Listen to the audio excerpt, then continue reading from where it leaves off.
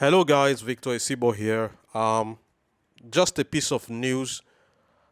Trying to read news on my device as usual. Then I'm seeing this. Guys, if you're into MTFE, I want you to either confirm or debunk this. Okay, because I do not know. Now it says MTFE, Nigeria's billion-dollar crypto Ponzi scheme, exposes the urgency of knowledge in crypto space. Binance Feeds. All right.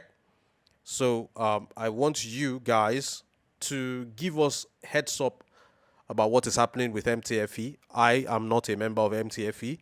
It doesn't align with the kind of projects that I participate in. I'm not saying it's a bad one, but that's not my thing, really. I made a review about MTFE some time ago. You'll find it somewhere in the card above this video. This is not a reaction to MTFE. I'm just reading news, to update you guys about what people are saying.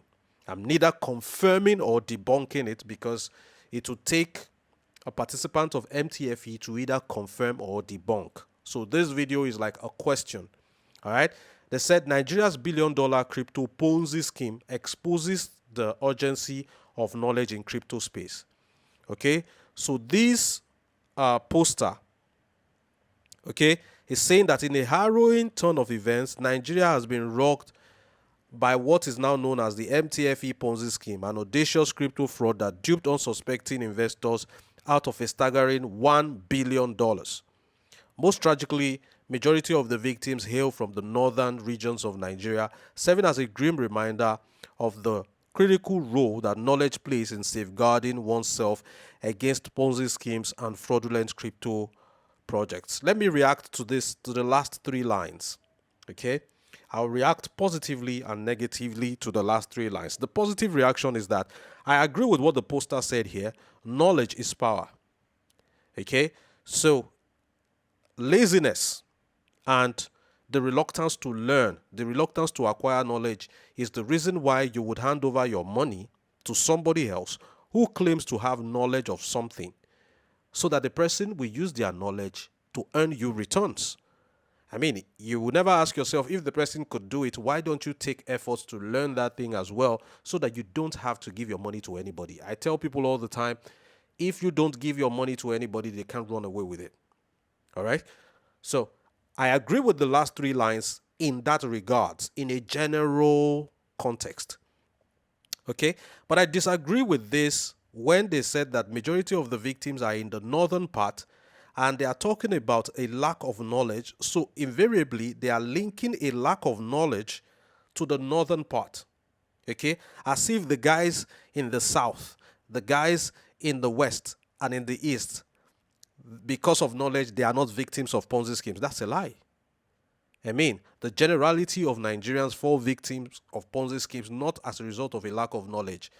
I make videos about a lot of Ponzi schemes. People watch it and still go ahead, invest in that Ponzi scheme, still get their fingers burnt. So it's not a lack of knowledge or information. The problem is more in the blood. It's an addiction. Ponzi is an addiction.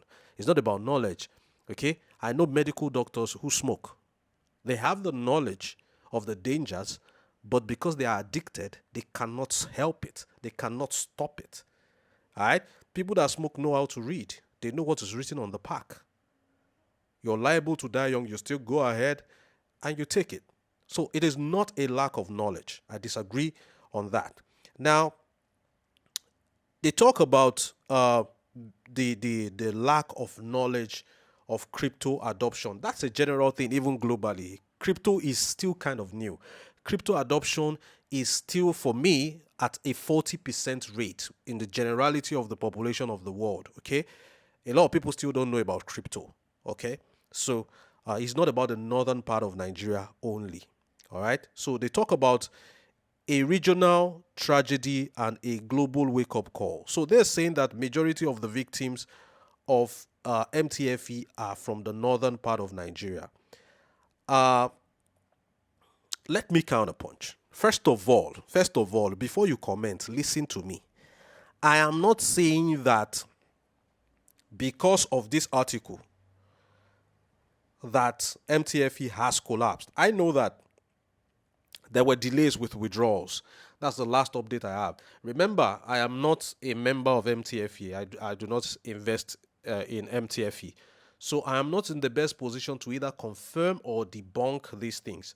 And you see, a lot of people that I know that are promoting MTFE, they will not tell you the truth when you go to ask them something. You know, people who are invested in projects and are promoting those projects, they are very, very optimistic. Even when things have gone wrong, you ask them what's going on, they will say, the CEO has a headache, that's why withdrawals are not going yet. Or the CEO's wife is in the labor room trying to give birth, that's why withdrawals have stopped, everything will be normal. They will always tell you, give you hope so as not to look bad.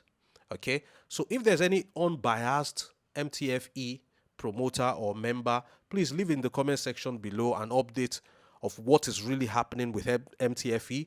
I know there were delays with withdrawals, but I cannot just believe this particular post, hook, line, and sinker, that $1 billion have been lost by investors of MTFE. Okay,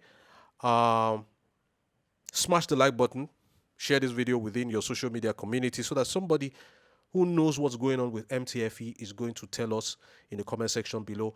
It's going to be very sad. I do not like when people lose money, but I know I made a video about MTFE telling people don't go overboard, don't invest more than you can afford to lose. There are lots of people who have said a lot of things about MTFE. Some people even say the signals that they give, that they are doctored signals, signals that are doctored to create a certain positive outcome every time. I don't know about that. Okay, so let's have fun in the comment section below. Tell us what's up with MTFE and how everything is going. I'm Victor Isibor. Thanks for watching this video. I'm out.